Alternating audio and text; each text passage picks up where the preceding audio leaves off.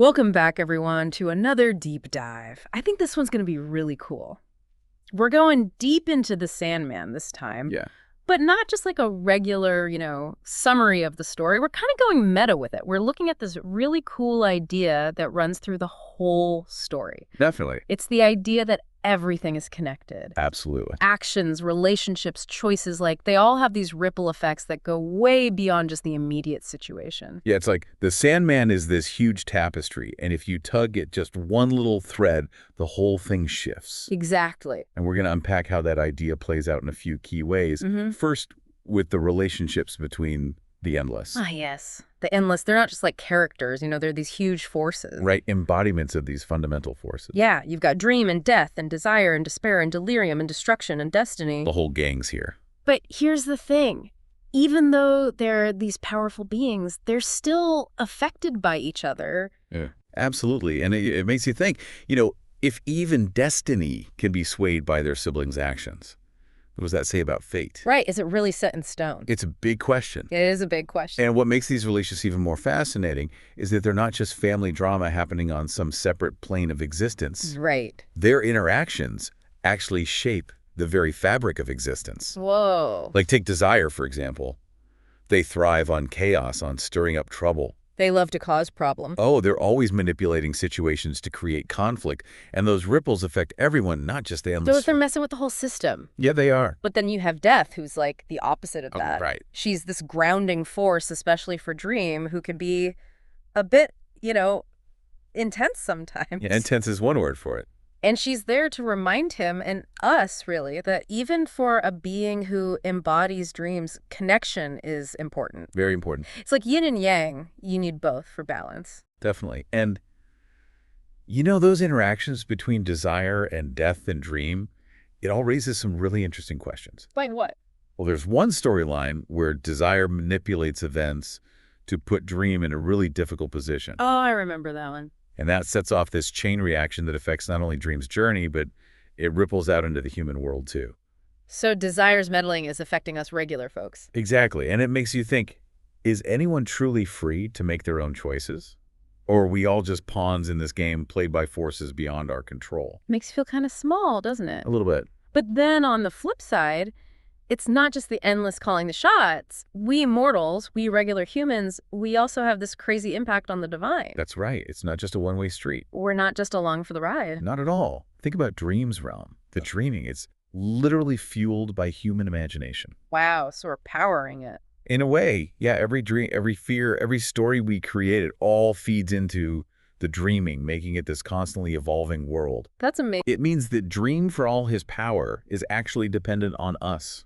Really? Yeah, on the collective unconscious of humanity. So we have a lot more power than we think. Perhaps we do. And this reminds me of the story of Rose Walker. Oh, Rose Walker. She starts out as this seemingly normal woman. Right.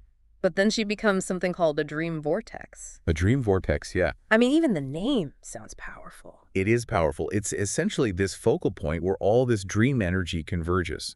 Oh, wow. It can be incredibly powerful and even dangerous because it can destabilize the boundary between the dreaming and the waking world. That's a little scary. It can be, yeah. And Rose's story really shows just how intertwined the mortal and the divine realms truly are. It's like our stories and myths, they're not just entertainment. Exactly. They actually shape reality. The Sandman is definitely suggesting that. It makes you wonder, what kind of ripples are we creating with our own hopes and fears? I mean, Yeah. if we have that much influence over the divine, it makes you think twice about those everyday choices, doesn't it? It really does. Yeah. Every little thing takes on a whole new significance. Absolutely. And that's where the concept of consequences and how they ripple outward becomes really central to the story. It's everywhere in the Sandman. Like, even small decisions can have these huge unforeseen impacts. They echo across time. Like that butterfly effect thing. Exactly, but on a cosmic scale. It reminds me of Dream's imprisonment of Nada. Oh, yeah, that's a big one. This one decision he made out of heartbreak and pride ends up shaping centuries of his existence. Literally centuries. He's trapped for ages, and even after he escapes, the consequences of that choice continue to influence him. And his relationship. It's powerful stuff. It is. And then there's Hobgadling, Ah, Hobgadling. the guy who chooses to live forever. Yeah, and he ends up entangled with Dream for centuries. He's a fascinating character. He gets to see how the world changes how humanity evolves. But he also learns something crucial, What's that? that even with a never-ending life, it's the connections, the relationships that give it meaning. So you've got to ask yourself, if you had the choice, would you want to live forever? Knowing that you'd be shaped by the people you meet, the choices you make, the ever-changing world around you. It's a tough question. It is. It really makes you think about the value of time, of connection, of those seemingly small moments that end up defining our lives. Yeah, maybe those moments are more important than we realize. Maybe they are. But that's a question we can dive into a little bit later. For now, I think it's time to move beyond individual characters Okay. and start looking at how this interconnectedness plays out across entire realms in the Sandman. Oh, so we're going even bigger. Yeah, because as we'll see, what happens in one realm doesn't stay there. It spills over, creates these fascinating chain reactions that impact everything. Sounds exciting. It is. Buckle up. Okay, I'm ready. Okay, so we've been talking about how connected everything is in the Sandman. Right. But it's not just about, characters running into each other. No, not at all. It's about, like, whole worlds bumping into each other. Like, you've got the dreaming and hell and the waking world. Uh-huh. And they're not exactly, like, separate bubbles, are they? No, they're definitely not. What happens in one place can have massive consequences in another. So it's not just about meeting a character from another realm. Right. It's about the fact that those realms are always interacting. Yeah, even if we don't see it happening. Like when Dream goes to hell to confront Lucifer. Oh, yeah, that's a great example. It's not just a cool scene, No, it's not. It actually changes things both in hell and in the dream. Exactly. It's not just a one-off event. It has lasting repercussions. So they're really connected. They really are. Mm. And what's interesting is that the Sandman kind of shows us that these different realms are reflections of each other. Oh, that's interesting. How so? We'll take the dreaming, for example. Okay. It's this fantastical world, Mm. but it's born from human imagination, right? Yeah. So every dream, every fear, every story we create, it all feeds into the dreaming. So it's constantly evolving. It's never static. It's Yeah. constantly changing based on what's happening in our minds. So even a realm that seems completely separate from the waking world is still totally connected to it. Absolutely. Yeah. And it makes you think about the power of the collective unconscious, Mhm. how all of our shared hopes and fears create something way bigger than ourselves. It's a bit mind-blowing, isn't it? It is. Yeah. And, within the dreaming, there are all these characters who help to kind of maintain that delicate balance. Oh, like who? Well, you've got Lucienne, the librarian. Oh, yeah. She's Dream's trusted advisor, and she's also the keeper of the dreaming stories. Oh, she's important. Very important. Mm. And then you have figures like Cain and Abel, Oh, yeah. forever locked in that tragic cycle. Right. And they represent those darker aspects of humanity. The bad stuff. Yeah, the bad stuff that also finds its way into our dreams. So the dreaming isn't just about pleasant dreams, then? No, it's a reflection of all of humanity, the Yeah. good and the bad. Makes you think, doesn't it? What does it say about us that figures like Cain and Abel are a part of our dreams? That's a really good question. Yeah. And it speaks to this idea that nothing exists in isolation. Okay. Even in a realm as seemingly fantastical as the dreaming, we still see reflections of our own reality and our own complexities. It's all connected. Exactly. And this ties back to that tension we were talking about earlier, about wanting to be free and realizing how much we depend on each other. Right. We touched on that a bit with the endless. Yeah, but it's something that resonates throughout the Sandman. On the one hand, we all crave autonomy. Like we want to make our own choices. Exactly. But on the other hand, we're constantly being shaped by our relationships. And by the choices other people make. And by our environment. And, Dream himself is a great example of this struggle. How so? Well, at the beginning of the story, he's very isolated, very focused on control and power. He likes to be in charge. He does. He Yeah. values his independence above all else. Mm. But as the story goes on, he starts to realize that connection isn't a weakness. Oh, interesting. It's actually essential for growth. So he has to learn to let go a bit. Exactly.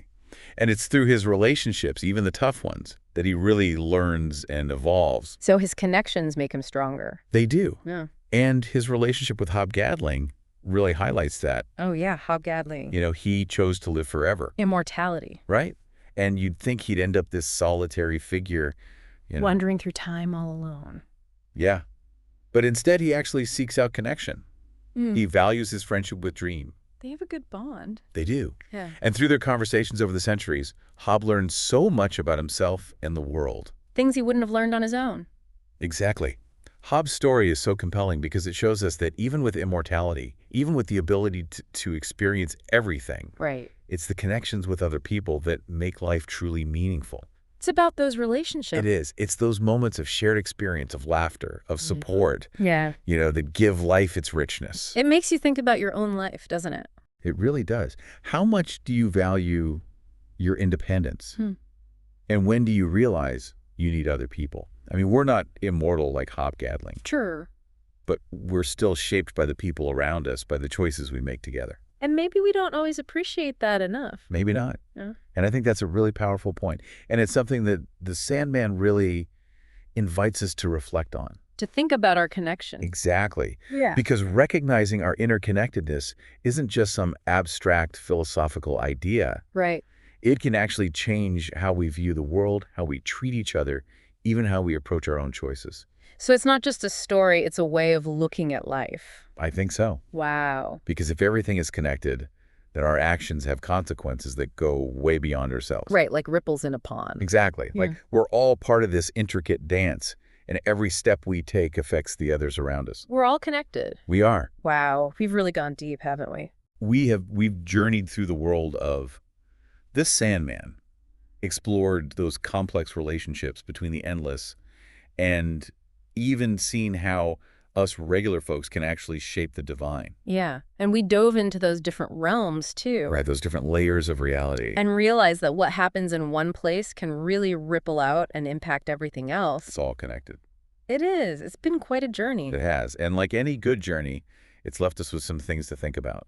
Definitely. The Sandman isn't just, a collection of cool stories. Right. It's really a reflection on the very nature of reality. It is. It makes you look at the world differently. It does. It asks us to consider this idea that everything is connected and what that means for our lives. Our choices, even our understanding of fate.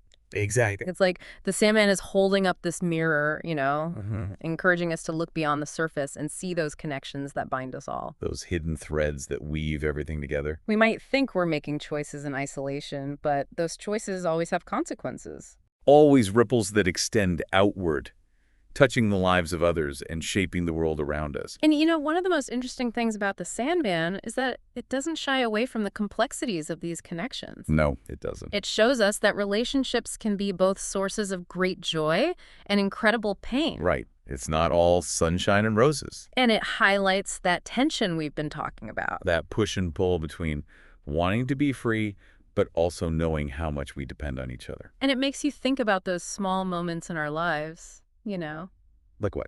Like a kind word to a stranger. A decision to help someone in need, even just choosing to create something beautiful. Right, those little things. They might seem insignificant at the time. That can have a huge impact. Yeah, a ripple effect that we might never fully grasp. Exactly. And, that brings us back to that question we asked earlier. The one about immortality.